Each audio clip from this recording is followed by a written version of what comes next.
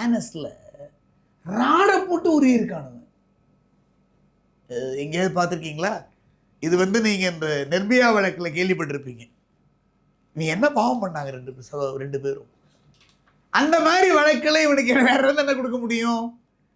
அவர் இந்த காக்கி சட்டை மாதிரி போலீஸாக நடித்ததுனால அவருக்கு கொஞ்சம் விசுவாசம் அதெல்லாம் இருக்குன்னு நினைக்கிறேன் அவருக்கு.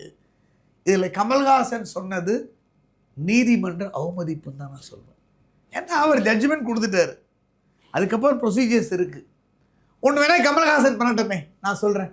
ரொம்ப உங்களுக்கு வந்து அக்கறை இருந்தது அப்படின்னா நீங்கள் ஒரு வக்கீலை வச்சு அந்த 9 போலீஸ்காரனுக்கும் அயோக்கியனுக்கும் படுபாத கொலையாளிகளுக்கும் நீங்கள் அப்பீல் வச்சு வாதாடி வெளியில் வேணால் கொண்டு வாங்கல. இவர் டிஎம்கேல இருக்கிறது தப்புங்க. ஸ்டாலின் அவர்கள் வந்து கொஞ்சம் யோசிக்கணும். இப்போ தான் எம்பியாக பதவி ஏற்றிருக்காரு. அப்போ வந்து கஸ்டடியல் டார்ச்சர், கஸ்டடியல் டெத்தை வந்து ஒரு ஆதரிக்கிறாரா?